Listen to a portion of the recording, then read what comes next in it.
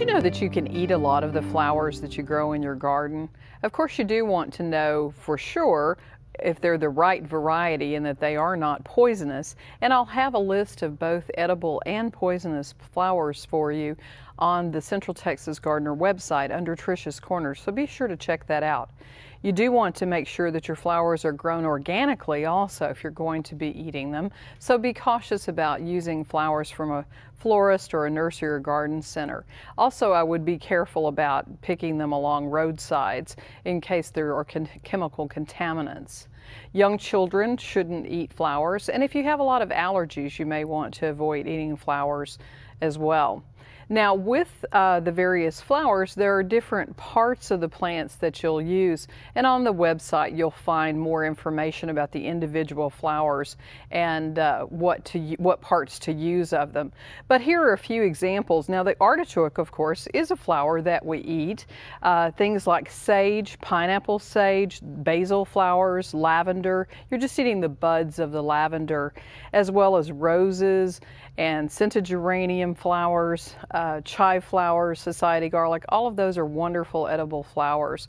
And there are a couple of tricks to preparing them so that they stay nice and fresh. Now, one thing you can do is give them a quick rinse, dry them well, and then put them in a container on damp paper towels, and you can layer them or just put a bunch of them and put a paper towel underneath and seal that up, put that in the refrigerator, and they'll keep for several days like that, and they'll stay nice and crisp and hydrated, so you can decorate a cake or use them as garnish, as I've done in some of these dishes here. You can also cut them, and for things like pansies especially, I like to cut a bit of the stem and make sure I've got that, and that keeps them nicely hydrated, so when I'm ready to make nasturtium sandwich with a nasturtium leaf and herb butter, I can just put that flower on. It'll stay nice and fresh through my garden tea. Now, things like calendula also can be used, but we're not using the center part of the flower. You're just really using those petals on the outside. So you can take a pair of scissors and just trim those and add them to a salad. And same thing with pinks or dianthus. You don't want to use that white base of the petals. It tends to be a bit bitter. So that's the case with many flowers. Roses are the same. The base at the bottom of the petal is white, and it tends to be tough and kind of bitter.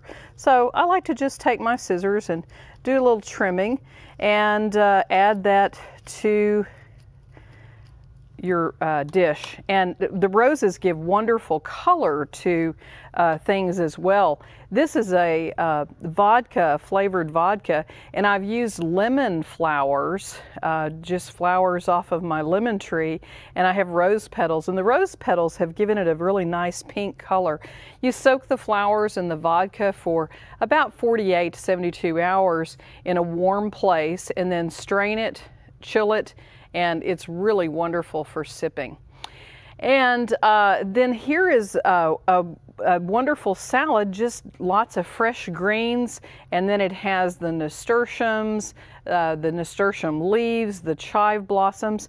And with the chives, I like to just pick those flowers apart and sprinkle them on as garnish. I did put chive flowers in the herb butter, or you can eat the whole flower too. They taste kind of like a hot radish. Some of these flowers are very sweet, some are peppery, some are spicy, and individual flowers sometimes have a very different flavor depending on the color. Sometimes pansies, the yellow pansies and then the dark purple and blues taste better than others. So taste the flowers before you use them and make sure that the flavor is good.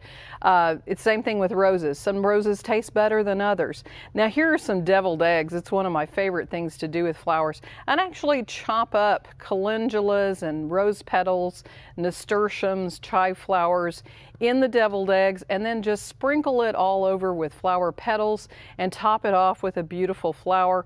Wouldn't your guests love to come and try something like that? Kids love to try it too. So next time you're doing a garden party, bring some of the flowers into your food as well as just decorating your table, and I think you'll really impress your friends. There's a wonderful book about using edible flowers, Edible Flowers, Desserts and Drinks by Kathy Wilkinson Barash. So we'll have lots more information and recipes for you on our website.